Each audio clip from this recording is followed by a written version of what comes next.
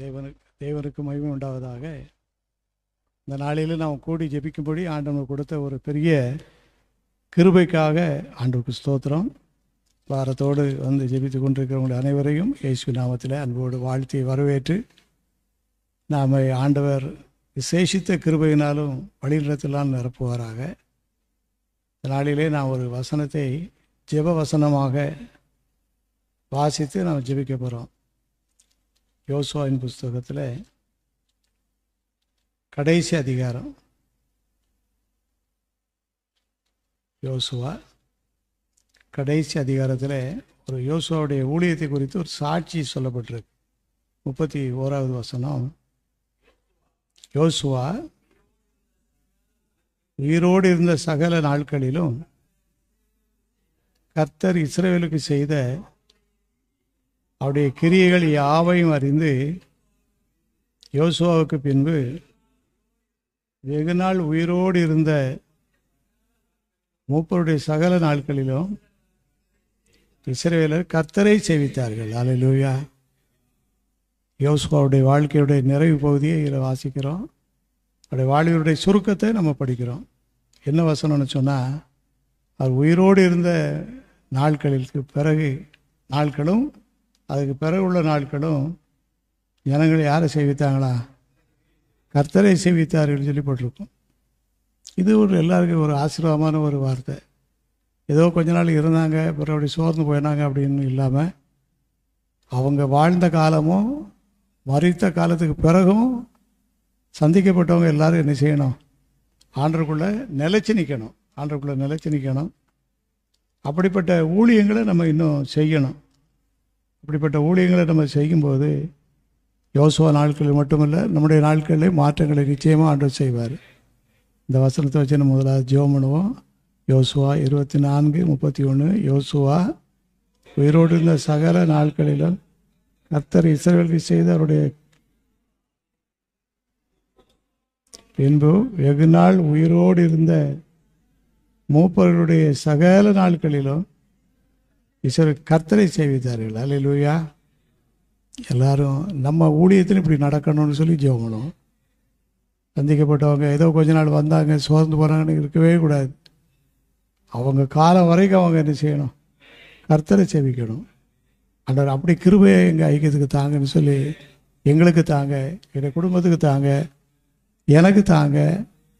என் மூலமாக சந்திக்கப்பட்டவங்க யாராக இருந்தாலும் சரி, ஊழியத்தின் மூலமாக சந்திக்கப்பட்டவங்க யாராக இருந்தாலும் சரி, அவங்க நீண்ட காலம் அவங்க உயிரோடு இருந்து கர்த்தரை சேவிக்கணும். அப்படிப்பட்ட கிருபையை தாருன்னு சொல்லி எல்லாரும் ஒரு 2-3 நிமிஷம் ஜெபம் பண்ணுவோம். முதல்ல ஆமென். எல்லாரும் ஜெபம் பண்ணுவோம். ஜெப நேரம் இது. ஜெபம் பண்ணுவோம். எல்லாரும் ஜெபம் பண்ணிட்டு சந்திக்கப்பட்டவங்க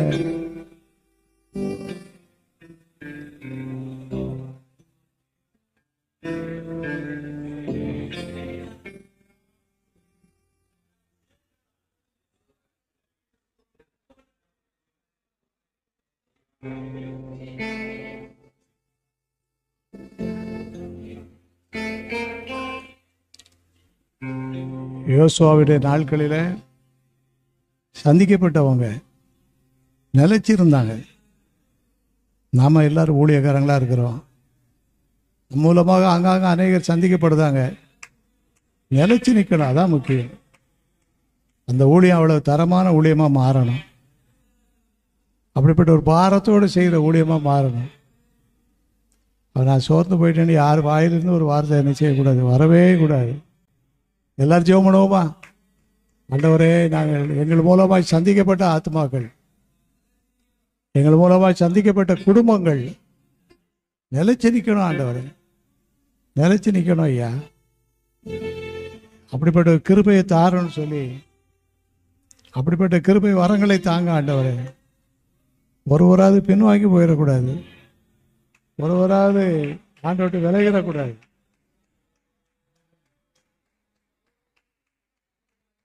யாராவது ஒருவர் இந்த வார்த்தையை சொல்லி ஜெபம் பண்ணுங்க. ஆமென்.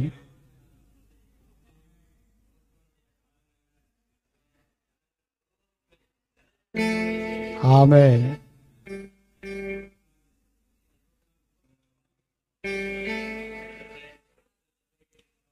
ஆமென். ரட்சிக்கப்பட்டவங்க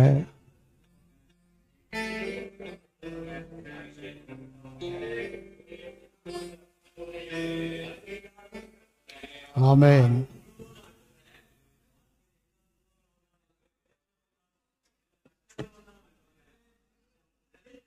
நிலைச்சிருக்கணும். ஆமென். ஆமென். ஆமென். சேவிக்கணும், கர்த்தரை சேவிக்கணும், கர்த்தரே சேவிக்கணும். ஆமென். ஆமென். பயன்படுத்தும்படியாக ஜெபிக்கிறோம். ஆமென். விசுவாசத்தோடு ஜெபிக்கிறோம். ஆமென். ஆமென். ஆண்டவர் நம்முடைய ஜெபத்தை கேட்டதற்காக நன்றி சொல்லி, யோசுவாவின் நாட்களிலே ஆண்டவருடைய கிரியைகள் அதிகமாக இருந்துச்சு. சந்திக்கப்பட்டவங்க நிலைச்சிருந்தாங்க. இதுக்கு யோசுவாவுக்குள்ளே என்ன விசேஷம் இருந்துச்சு அப்படின்னு சொல்லி சில குறிப்பு வாசிக்க போகிறோம். முதலாவது யோசுவாவுக்குள்ளே இருந்த விசேஷம் என்னன்னு சொன்னால், ஞானத்தின் ஆவி. ஞானத்தின் ஆவி. ஞானங்கிறது வேற, ஞானத்தின் ஆவிங்கிறது வேற. ஞானங்கிறது அப்பப்போ நம்ம கேட்டால் என்ன செய்யும்? கிடைக்கும். ஒருவன் ஞானத்தில் குறைவுள்ளவனாக இருந்தால் யாவருக்கும் சம்பூர்ணமாய் கொடுக்கிறவரும் ஒருவரை கடிந்து விழாருமாக்கி தேவனிடத்தில் கேட்க கிடான்னு, அப்பொழுது அவனுக்கு இது கேட்டால் கிடைக்கும். கேட்கலைன்னா அன்றைக்கி அந்த ஞானம் செயல்பாடு வித்தியாசமாக இருக்கும். ஞானத்தின் ஆவிங்கிறது நம்ம மூச்சு மாதிரி. ஞானத்தின் ஆவிங்கிறது பெர்மனண்ட்டாக நம்மளோட கூட இருந்துக்கிட்டே இருக்கும். இப்போ நமக்கு ஞானமும் வேணும், ஞானத்தின் ஆவியும் வேணும். உபாகமம் 34வது அதிகாரம், உபாகமம் 34வது அதிகாரம் 9வது வசனத்தை யாராவது வாசிப்போம். மோசே நூனின் குமாரனாகிய யோசுவாவின் மேல் தன் கையில் வைத்தபடியினால் ஞானத்தின் ஆவியினால் நிறையப்பட்டான்.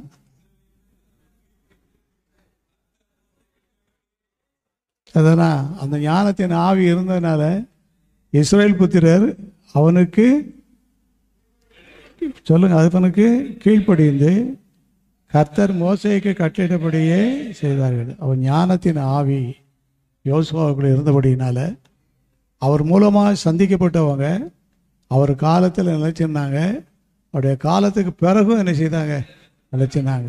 இப்படி ஒரு ஊழியங்கள் நம்ம செய்யணும். நம்ம ஊழியங்கள் இப்படி மாறணும். இப்போ சந்திக்கப்படலையா ஆத்மாக்கள் அப்படின்னா சந்திக்கப்படுதாங்க. அதனால் இதே மாதிரி என்ன செய்யலை, சந்திக்கப்படலை, நடக்கலை. இப்போ நமக்கு இதே மாதிரி நடக்கணும்னு சொன்னால் ஆண்டவர் நமக்கு எல்லாருக்கும் என்ன தரணும்? மோசே மரித்து போகக்கூடிய நேரம் வருது. அந்த இடத்துல யோசுவாவை ஆண்டவர் எழுப்புறாரு. அப்போ மோசே தலையில் கை வச்சு ஜெபம் பண்ணுறாரு. ஆண்டவரே, யோசுவாவுக்கு என்ன வேணும்?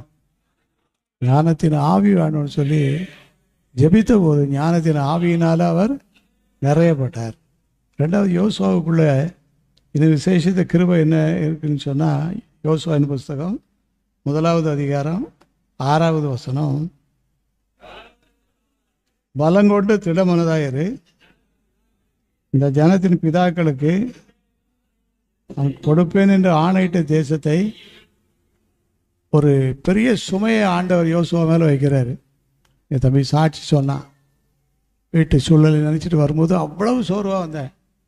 ஆனால் பிள்ளைகளுடைய சமாதானம் பெரிதாக இருக்குங்கிற அந்த பாடல் வசனங்களை கேட்கும்போது அவ்வளவு சுமைகளும் எல்லார் மேலேயும் எனக்கு சுமத்தப்பட்டிருக்கு. எப்படி இந்த நோயை நான் கடந்து வருவேன்? எப்படி இந்த பிரச்சனையை நான் கடந்து போவேன்? எப்படி என்னால் சமாளிக்க முடியும் என்று சொல்லி பெரிய பொறுப்புக்குள்ளே நம்ம எல்லாரும் ஆண்டு வச்சுருக்காரு. ஆனால் யோசுவாவுக்குள்ளே வச்சுருந்தார்.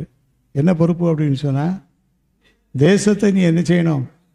பங்கிடணும்னு சொல்லி பங்கிட்டு முடித்தாங்களா? நேட்டாக சீட்டு குலுக்கல் முறையை கடைப்பிடித்து அந்த நிலத்தெல்லாம் பங்கிட்டு கொடுத்தாங்க. தன்மேல் சுமத்தப்பட்டுள்ள பொறுப்பை யோசுவா நிறைவேற்றிட்டபடியினால அவர் மூலமாக சந்திக்கப்பட்ட ஆத்மாக்கள் என்ன செய்தாங்க? நிலைச்சு நின்னாங்க. கடைசியாக அதே யோசுவாவின் புஸ்தகத்தில் எடுத்து வாசித்து பார்க்கும்போது 3வது அதிகாரம் 5வது வசனம்.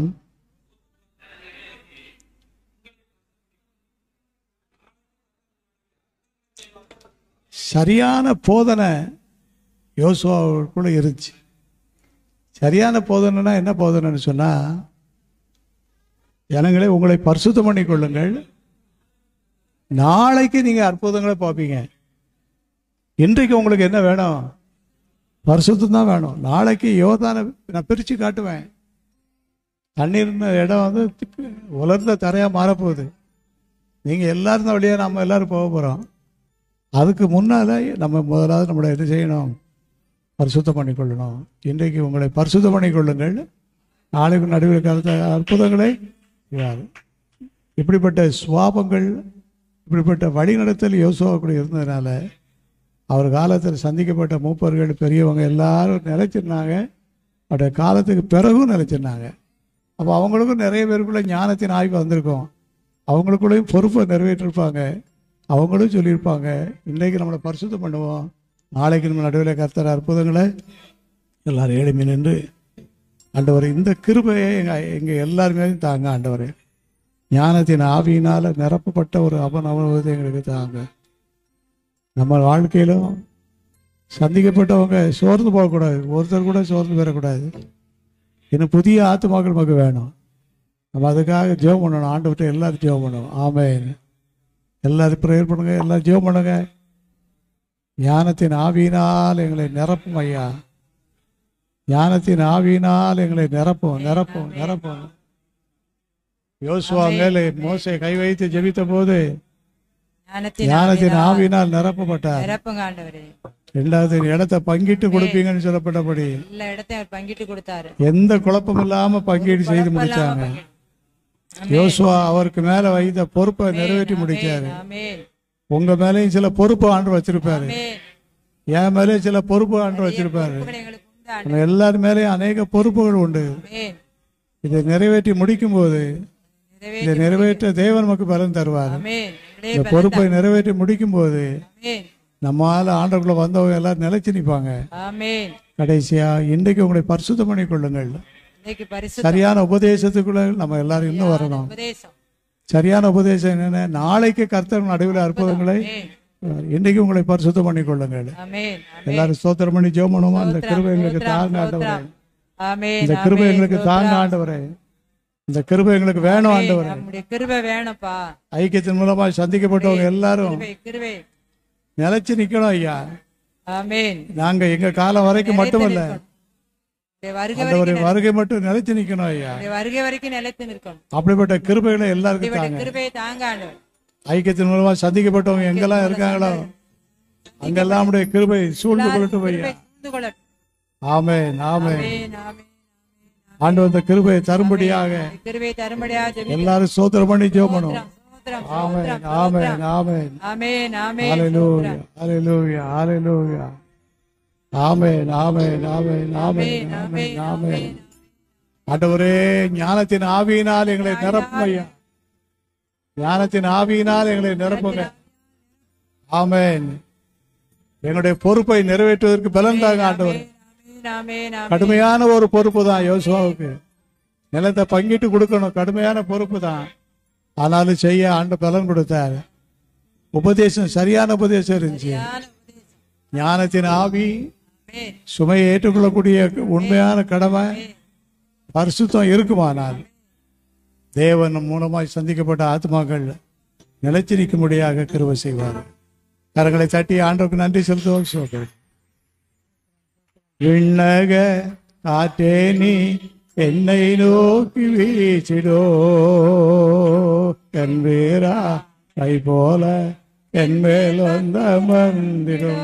விண்ணக காற்றே என்னை நோக்கி வீசிடோ, பெண் போராவை போல என் மேல் வந்த மந்திடும். கலத்தின் மேல் அசைவாடிய தூய தேவா, கலத்தின் மேல் அசைவாடிய தூய தேவாவி, கலத்தின் மேல் பலனடைய என் மேல் அசைவாடிடும். கலத்தின் மேல் பலமடைய என் மேல் அசைவாடிடும். என்னக தேனி என்னை நோக்கி வீசிலோ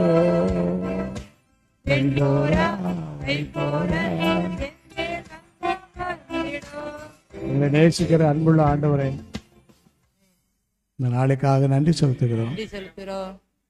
நீர் எங்களுக்கு கொடுத்த பாடல் வேலைக்காக, ஜெப வேலைக்காக, சாட்சி பகுதிக்காக, அநேகர் பங்கெடுக்க உதவி செய்வதற்காக ஸ்தோத்திரம் ஐயா. எங்கள் நாட்களிலே சந்திக்கப்பட்ட ஆத்மாக்கள் எங்கள் காலத்தில் மட்டுமல்ல, யோசுவா சொன்னது போல அவருடைய காலத்துக்கு பிறகும் சந்திக்கப்பட்டவங்க நிலைச்சு நின்றாங்க. ஆண்டவரே, ஆத்மாக்கள் நிலைச்சு நிற்க உதவி செய்யும். ஞானத்தின் ஆவியினால் எல்லாரையும் நிரப்பும். கொடுக்கப்பட்டுள்ள பொறுப்பை தட்டி கழித்து விடாதபடிக்கு அதை ஜெபத்தோடு செய்ய எங்களுக்கு கிருபை செய்யும். உங்களை பரிசுத்தம் பண்ணி கொள்ளுங்கள். நாளைக்கும் நடுவில் கர்த்தர் அற்புதங்களை செய்வார் என்ற வார்த்தையின்படி எங்களை பரிசுத்தப்படுத்தும். அற்புதங்கள் நடக்கட்டும். வந்திருக்கிற அனைவர் மேலும் கிருபை சூழ்ந்து கொள்ளட்டும். இயேசுவின் மூலம் ஜெபிக்கிறோம் பிதாவே, ஆமென். என் ஆத்துமாவே கர்த்தரை ஸ்தோத்திரி, உடனே பரிசுத்தநாம ஸ்தோத்திரி. என் ஆத்துமாவே கர்த்தரை ஸ்தோத்திரி, கர்த்தர் செய்த சகல உபகாரங்களையும் மறவாதே. ஆமென், ஆமென்.